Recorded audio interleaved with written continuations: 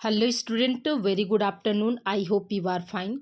Welcome to expert classes by Manju ma'am. Student, सर्वप्रथम आप लोगों को सरस्वती पूजा की हार्दिक शुभकामनाएं। माता रानी आप लोगों पर अपनी कृपा बनाए रखे और जो भी आपके सपने हो वो माता रानी आप लोग के हर सपने पूरे करे और आपके जीवन में शांति सुख बना रहे। स्टूडेंट, तो आइए स्टूडेंट, सरस्वती पूजा के साथ साथ क्या है, हम पूजा भी करेंगे और उसके साथ साथ अपनी पढ़ाई को भी हम लोग आगे कंटिन्यू रखेंगे।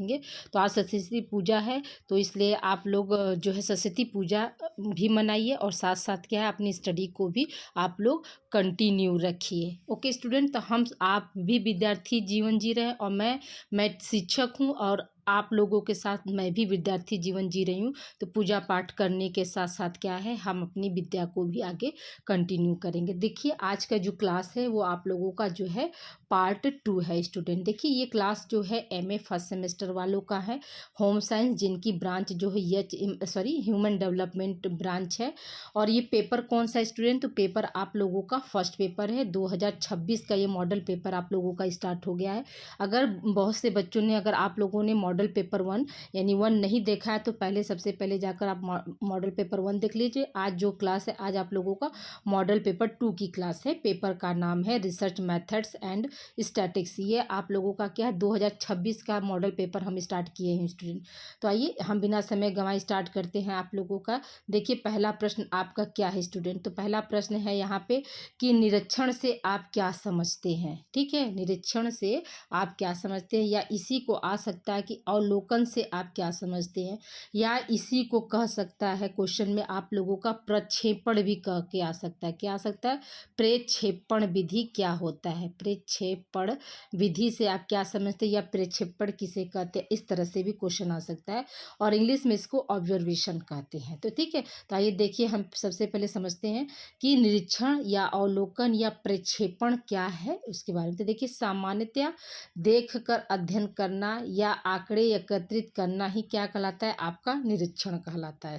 जो निरीक्षण का या अवलोकन का अर्थ क्या है, जिसको हम साधारण रूप से देखते हैं, ठीक है, पहचानते हैं या आंकड़े एकत्रित करते हैं, वही हमारा क्या है, निरीक्षण या अवलोकन या प्रक्षेपण विधि कहलाता है। अब आइए देखिए हम परिभाषा देख लेते हैं। परिभाषा क्या है, तो मोजर तथा केल्ट के अनुसार, तो मोजर और केल्ट ने जो है निरीक्षण या अवलोकन की क्या परिभाषा दी है। तो देखिए, विशिष्ट अर्थ में निरीक्षण में कानून तथा वाणी की अपेक्षा, कानून नहीं होगा यहाँ पर, कानों होगा स्टूडेंट। ठीक है, यहाँ पे बना लीजिएगा आप लोग, थोड़ा सा टाइपिंग मिस्टेक है। कानों तथा वाणी की अपेक्षा आँखों का जो है प्रयोग अधिक होता है। ये किसने यह परिभाषा जो किसके द्वारा दिया गया, तो मोजर और केल्टन के अनुसार दिया गया था कि विशिष्ट अर्थ में निरीक्षण जो में क्या करते हैं, अवलोकन में हम क्या करते हैं, देखने में हमको क्या है, तो जब हम किसी चीज़ को देखते हैं तो उसमें क्या है, हमारे कान और वाणी जो है मतलब कम प्रयोग करते हैं, हम कंटिन्यू देखते जाते, फिर बाद में ना हम उसको बताते थे। यहाँ पे यही कह रहा है कि जो निरीक्षण हम क्या है कानों और वाणी की अपेक्षा क्या है, आँखों से ज़्यादा करते हैं। ये परिभाषा किसका दिया गया, मोजर और केल्टन के अनुसार दिया गया। अब आइए देखिए दूसरी परिभाषा जो है वो क्या है, दूसरी परिभाषा जो है डालार्ड के अनुसार, तो निरीक्षण अनुसंधान के एक प्राथमिक यंत्र के रूप में मानव बुद्धि के प्रक्षेपण व अनुभव के आधार पर ज्ञान प्राप्त करना है। तो देखिए निरीक्षण में क्या है, अनुसंधान है। अनुसंधान मतलब क्या होता है, खोज। तो यह क्या है, एक प्राथमिक यंत्र के रूप में मानव बुद्धि के प्रक्षेपण और अनुभव, जो मानव की जो बुद्धि होती है और जो अनुभव होता है उसके आधार पर जो भी ज्ञान प्राप्त किया जाता है वह क्या है, आपका निरीक्षण कहलाता है। यह परिभाषा जो किसके द्वारा दिया गया, तो डालार्ड के अनुसार दिया। अब आइए देखिए, इसी प्रश्न में हम आगे जोड़ दिए हैं कि हम आगे क्या प्रश्न बनाए, इसी को की विशेषताएं बताइए, गुण बताइए। तो हमने यहाँ पर विशेषताएं भी कंटिन्यू कर दिया है कि जो निरीक्षण होती है उसकी विशेषताएं क्या क्या होती है। तो पहला क्या है, मानव ज्ञानेंद्रियों का प्रयोग। मानव ज्ञानेंद्रियों का प्रयोग, इसमें क्या करते हैं, निरीक्षण विधि में जो होता है मानव की जो ज्ञानेंद्रियां होती हैं, ठीक है, ज्ञानेंद्रियां।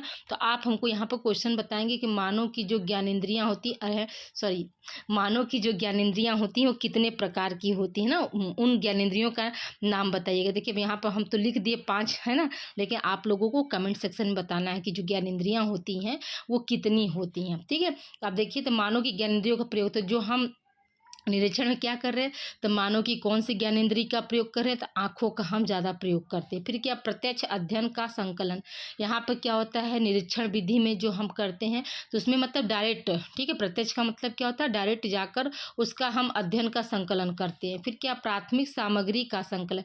इसमें जो है प्राइमरी डाटा पर जो है ज़्यादा काम किया जाता है, सेकेंडरी डाटा पर जो है इसमें निरीक्षण वाले में नहीं होता। जितना कि अधिक से अधिक क्या है, हम प्राइमरी डाटा पर जो है शोध कार्य करते। उद्देश्यपूर्ण और सूक्ष्म निरीक्षण, ये जो निरीक्षण जो होती है, ऑब्जर्वेशन या अवलोकन क्या होता है, ये इसका उद्देश्य, ये उद्देश्यपूर्ण होती है। और सूक्ष्म मतलब इसकी जो समय अवधि होती है वो ज़्यादा नहीं होती है। अवलोकन का जो अवलोकन या निरीक्षण जो विधि का हम प्रयोग करते हैं वो क्या है, कम समय के लिए होती है। वैज्ञानिक प्रविधि के ऊपर भी क्या होता है, ये आधारित होती है। फिर देखिए, कार्य कारण संबंध को दर्शाना। जो अवलोकन विधि होता है तो उसमें उसकी एक विशेषता क्या है कि वो कार्य मतलब ये काम हम किन कारणों से कर रहे हैं, उनका क्या संबंध है मानव जीवन से, उसके बारे में क्या करता है, ये समझाता है। फिर क्या, अनुभविक अनुभव।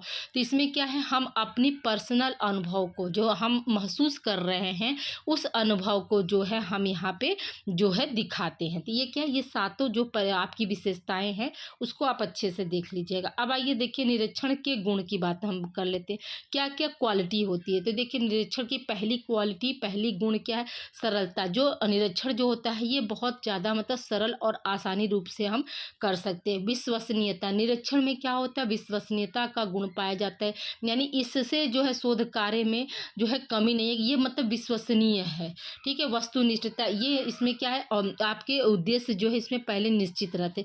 फिर क्या, सत्यापनशीलता, इसमें जो है सत्यापनशीलता का भी जो है गुण पाया जाता है। यानी कहने का मतलब क्या हुआ कि कोई शोध हो चुका है तो उसको सत्यापित किया गया, तो वो निरीक्षण विधि से अगर किया गया है तो उसमें जो सत्यापनशीलता का जो है गुण पाया जाता है। फिर क्या, सर्वाधिक प्रचलित प्रविधि, इसमें क्या है मतलब ये जो है आपकी बहुत ज़्यादा प्रचलित प्रविधि होती है। उपकल्पना के निर्माण में सहायक, जो मतलब आपका निरीक्षण होता है उसमें उपकल्पना का जो निर्माण होता है उसमें जो है सहायक होता है। उत्तरदाताओं पर निर्भरता से बचाव, यहाँ पर जो है उत्तरदाता मतलब यानी कहने का मतलब क्या है कि इसमें जो प्रयोग करता है या शोधकर्ता जो होता है वो डायरेक्ट जैसे जाकर अपना काम कर सकता है। इसमें क्या, वो उत्तरदाता के ऊपर पूरी तरह से क्या करता है, निर्भर नहीं रहता है। इससे उसकी क्या होती है, समय, श्रम, शक्ति, पैसा, सब चीज़ का क्या होता है, बचत होता है। अब आइए देखिए, हम बात करते हैं आपका जो है निरीक्षण के गुण सॉरी दोष क्या क्या है। तो आप देखिए, निरीक्षण के दोष क्या क्या है। तो सीमित प्रयोग, तो जो निरीक्षण विधि है उसका जो है प्रयोग जो होता है वो सीमित होता है, मतलब असीमित नहीं, बहुत बड़े पैमाने पर जो है हम निरीक्षण विधि का जो है प्रयोग नहीं कर सकते। फिर घटनाओं में अनुपयुक्तता, इसमें क्या होता है, इसमें जो घटनाएं होती हैं वो बहुत सारे इवेंट्स जो होते हैं वो अनुपयोग होते हैं। पक्षपात वाला, इसमें हम जो है मतलब देख कर मतलब इसमें जो है पक्षपात के जो क्वालिटी जो पाए जाएंगे। फिर बीती घटनाओं का अध्ययन संभव, इसमें क्या होता है, बीती घटनाओं का जो है अनुभव जो होता है इसमें संभव होता है। फिर ज्ञानेंद्रिय की अपर्याप्तता, इसमें ज्ञानेंद्रियों का क्या होता है, अपर्याप्तता का भी गुण पाया जाता है। लंबी अवधि के अध्ययन के लिए अनुपयुक्त, ये लंबे समय के लिए क्या होता है, ये अनुपयुक्त होता है। मतलब ये जैसे बड़ी कार्य क्षेत्र पर हम जो है क्या बोलते हैं, अवलोकन विधि का प्रयोग नहीं कर सकते। हमारा जो शोध कार्य अगर जैसे मान लीजिए थीसिस लिखना है बड़े पैमाने पर, लेकिन अगर वही लघु शोध लिखना है मतलब डिजर्टेशन वगैरह बनाना है तो डिजर्टेशन में हम आपका क्या है, निरीक्षण विधि का प्रयोग कर सकते हैं। लेकिन अगर हमको थीसिस लिखनी है तो वहाँ पे क्या है, वहाँ पे जो है हम क्या है, अवलोकन विधि का प्रयोग नहीं कर सकते, क्योंकि वहाँ पे क्या है, वहाँ का जो पैमाना है मतलब शोध कार्य करने का जो है सैम्पलिंग का जो मेथड है वो बहुत ज़्यादा मतलब हमने 500 1000 पे लिया, तो वहाँ पे ये जो है निरीक्षण विधि का जो है प्रयोग नहीं हो सकता।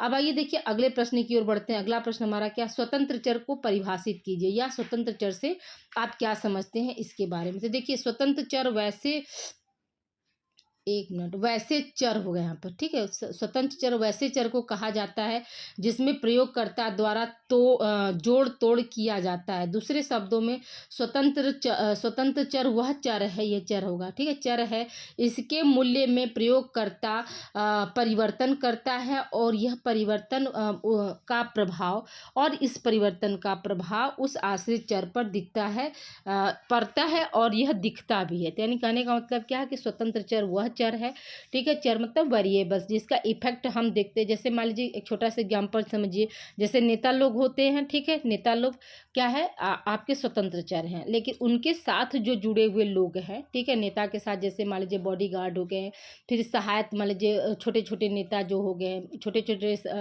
मतलब सांसद के लोग हो गए, तो ये सब लोग क्या है, सब आपके जो है मतलब आश्रित चर हैं। जो जैसे प्रधानमंत्री हो गए, प्रधानमंत्री क्या स्वतंत्र चर हैं। बाकी जैसे मुख्यमंत्री आपके हो गए, ये मुख्यमंत्री हो गए, उप मुख्यमंत्री हो गए, रक्षा मंत्री हो गए, ये सब क्या है, सब आपके जो है प्रधानमंत्री पे क्या, वो लोग टोटल आश्रित, प्रधानमंत्री जो कहेगा वही काम होगा ना। तो प्रधानमंत्री अपने आप में स्वतंत्र चर है, और उससे जुड़े जितने भी लोग हैं वो सभी लोग क्या है, आश्रित चर है। प्रधानमंत्री जो भी कहेगा वो सब पर क्या होगा, वो प्रभाव सबके ऊपर दिखाई देगा। मतलब जो आश्रित चर है उनके ऊपर क्या होगा, वो प्रभाव दिखाई देगा। और यही जो है, और स्वतंत्र चर क्या होगा, वो अपने आप मतलब स्वतंत्र रहेगा, ठीक है। फिर क्या, कैंटोविज और राडिगर के अनुसार तो स्वतंत्र चर वे चर होते हैं जिनमें प्रयोगकर्ता जोड़ तोड़ किया जाता है। जो प्रयोगकर्ता के द्वारा क्या होता है, इसमें जोड़ तोड़ हम अपने से कुछ जोड़ सकते हैं, अपने से कुछ तोड़ने का मतलब कि घटा सकते हैं या हटा सकते हैं। उपरोक्त उदाहरण से पुरस्कार एक स्वतंत्र चर का उदाहरण है, क्योंकि इसके मान में होगा, मन नहीं होगा। मान में प्रयोगकर्ता घटा बढ़ा सकता है, ठीक, घटा बढ़ाकर उसका प्रभाव आश्रित चर पर देख रहा है। ऐसे स्वतंत्र चर को हम क्या बोलते हैं, प्रयोगात्मक चर कहा जाता है। तो ये आप स्वतंत्र चर की परिभाषा आप समझ लीजिएगा। अगले प्रश्न की ओर बढ़ते हैं। अगला प्रश्न देखिए आपका, प्रश्नावली के प्रकार बताइए। देखिए 2024 में स्वतंत्र चर, प्रश्नावली, ये सब क्वेश्चन आपको लोगों का आया हुआ है। तो देखिए प्रश्नावली के प्रकार क्या है, तो पहला आपका आंसर क्या, आंसर क्या हो जाएगा, प्रश्नावली के निम्नलिखित प्रकार। पहला क्या है, संरचित प्रश्नावली, दूसरा है असंरचित प्रश्नावली, तीसरा है बंद तथा अप्रतिबंधित प्रश्नावली, चौथा है खुली अथवा नहीं, बंद तथा प्रतिबंधित प्रश्नावली, खुली अथवा अप्रतिबंधित प्रश्नावली। फिर क्या, चित्रमय प्रश्नावली।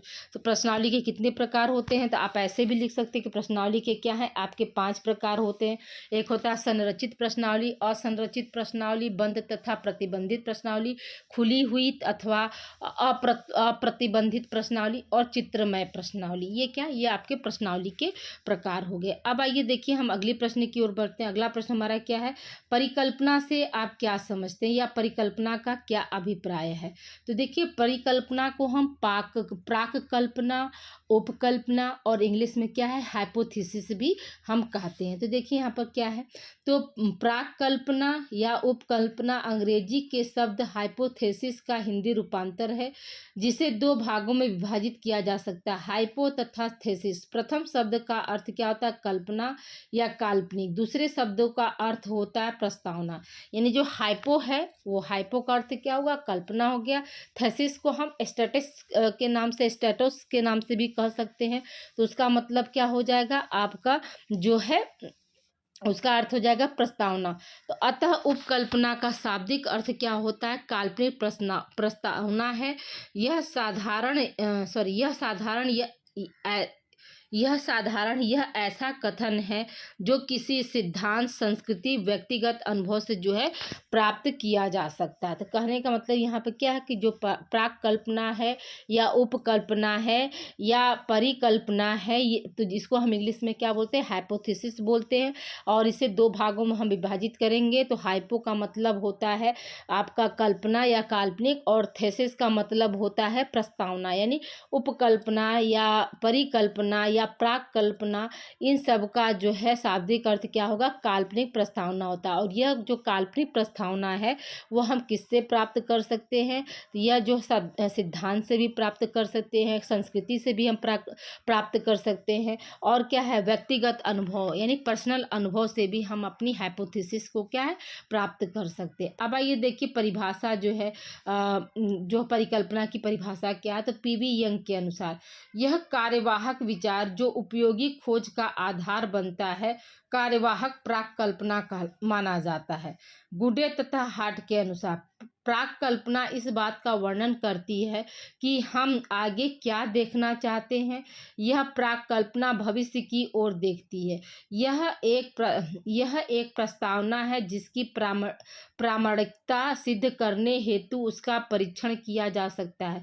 यह भी सिद्ध हो सकता है कि यह मतलब सही भी हो सकता है।